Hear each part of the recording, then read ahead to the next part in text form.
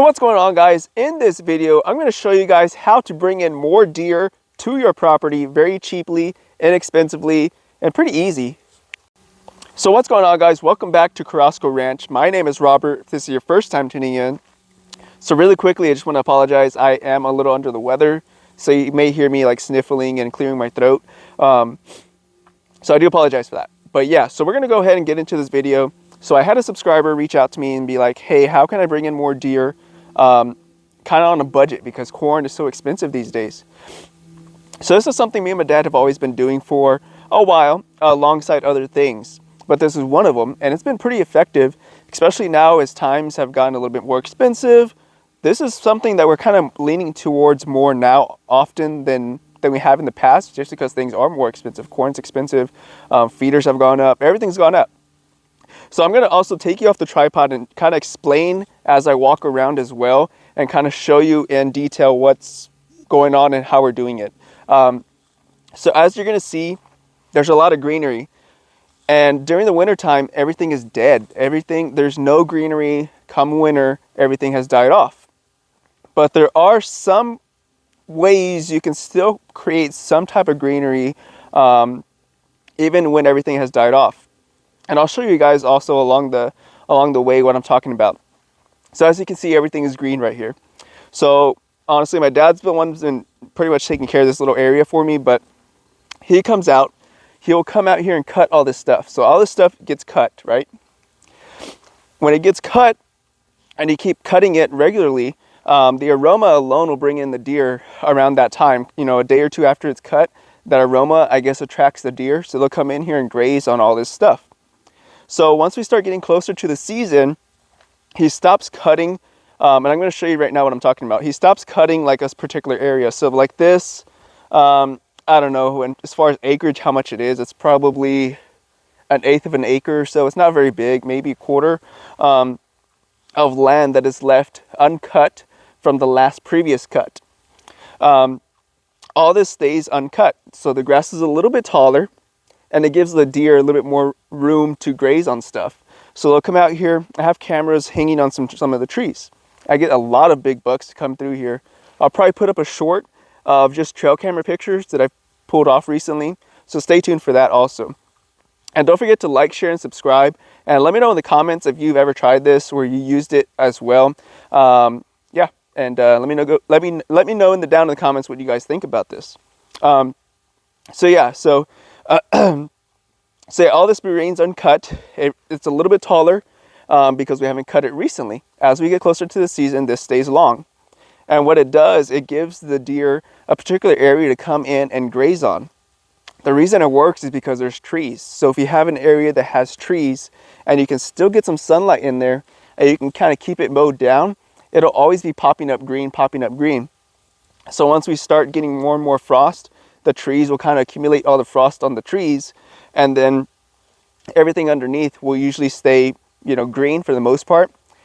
We had a year where it did get really, really cold, but we did see that clover and some other types of grasses, I'm not sure exactly what type of grasses those were, but they still popped up. So the stuff that you see right here that winter died off, but we had some new foliage come up that was more resistant to the cold. And we think it's because the trees helped protect it as well. And those are maybe a little bit more cold tolerant forage that came up. But again, just keeping it mowed down allowed that stuff to even sprout up. Because if we didn't mow it down, all this would have stayed brown and it never would have brought green foliage in here and never would have brought the deer in here. So I'm going to go ahead and take you off the tripod and show you guys what I mean. Alrighty guys, so as you can see, all right in here, this was not cut the last time we cut grass. All of this, and it goes all the way back in there, all the way back in there, and it comes around back in here, and it goes down that way. Going down that way will lead to our pond.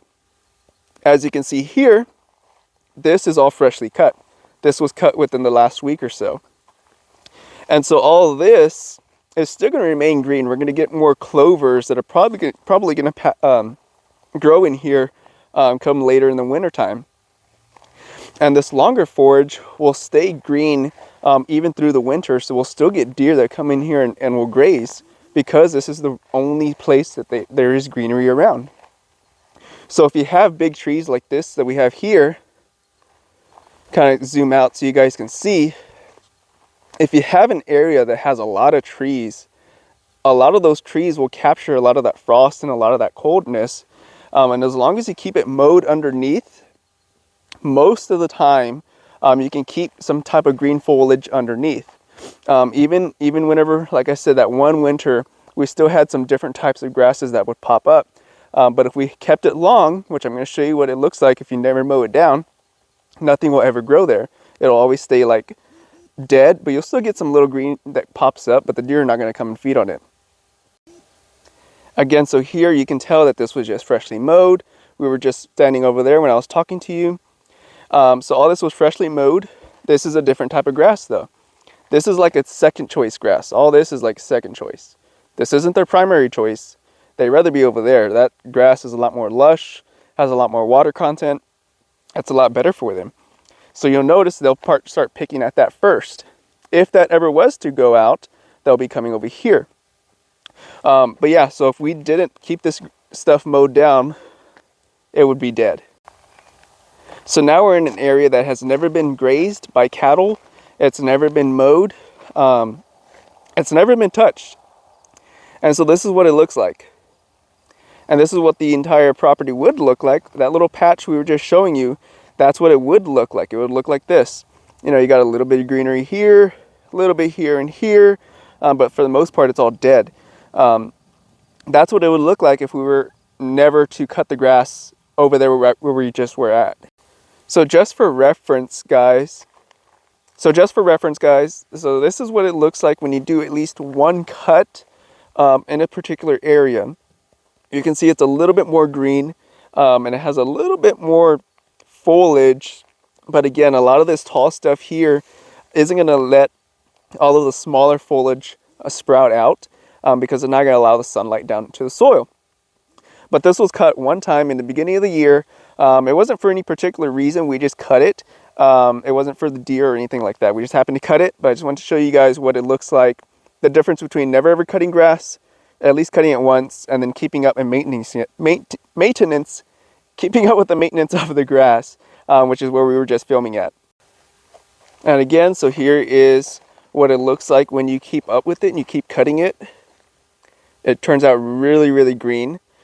And then here is a cut that my dad has stopped cutting for about, I would say about a month and a half. It has been about a month and a half since he's last cut this. Month and a half, maybe even 2 months since he's last cut this. This is what it looks like from the last cut, which is about a week and a half ago. Didn't cut it. And this is the fresh cut as of now. So, a little bit different. So yeah, guys, I just wanted to show you guys how you can bring in deer still very cheaply, inexpensively, on a budget. Like I said, I know things have gone up tremendously. Not everyone can afford to be stocking their freaking feeders with $12 bags of corn. So yeah, so for you, the subscriber, hope this video helped you guys out. And for the rest of y'all, again, I hope it helped y'all out as well. And this has been pretty effective for us in our particular area. Again, we are here in South Texas, so everything is dead come the dead of winter. There's nothing out here that's green. And so if you have an area that has a lot of trees like this that are just basically like an umbrella and that will capture all of that frost, for us here in South Texas, if you have live oaks, hackberries, a bunch of mesquites kind of bunched together, there's some couple places that have some pines and cedars. I don't know if they're planted there or what, but I've seen a couple places in and around town that have that. If you have trees that are kind of bunched up and that will create an umbrella, just keep it mowed throughout the year, and coming up when you start hunting that area, stop cutting it for, I would say about a month before, the season opens, or about a month before you plan on going out there. That's going to allow the grass to get a little taller. It's going to make it very enticing for those deer. It's going to keep them there for a longer time because now they have more to chew on and kind of forage on. So it's going to keep them hanging around for a lot longer time. And then you can also keep some, like the way I just showed you, that is still freshly mowed. I guess it's the aroma that keeps bringing them in as well. And hopefully if that ever was to die off, you would still have some type of clovers or some other type of forage that's more cold tolerant that would pop up through here. Because if you never cut it and you let everything just overgrow, the sunlight will never reach the bottom soil. It will never reach the soil, and you'll never get any more new sprouts of any types of grasses that want to come up. Though it's just not going to happen. There's no sun, and plants need sun to grow. So yeah, if you just keep it maintenance like that, just keep it mowed down, you can easily bring in deer without having to spend a whole lot of money on corn feeders and things like that. It's an inexpensive way to make this happen if you like to deer hunt. And like I said, it's been pretty dang effective for us. Like I said, I'll put a whole short of just trail camera footage from some of the videos I've gotten in this area as well. But yeah, guys, hope it helped you guys out. I hope I provided some type of value for you guys. Like I said, it's getting expensive for me to be filling up these feeders. So, and honestly, I've had more success, I would say, as far as getting some bigger bucks coming out into this area than feeders. That's probably another topic for another day, but I could be because they've just gotten accustomed to seeing feeders, and it kind of spooks them off, versus this is very natural. Could be a theory there, but that's another video for another day. But yeah, so we're gonna go ahead and stop it right there, call it good, and yeah, I hope I provided something for you guys. And until next time, we'll see you guys later. Be careful, be good, take care, and God bless. And I'll see you guys in the next one. Bye-bye.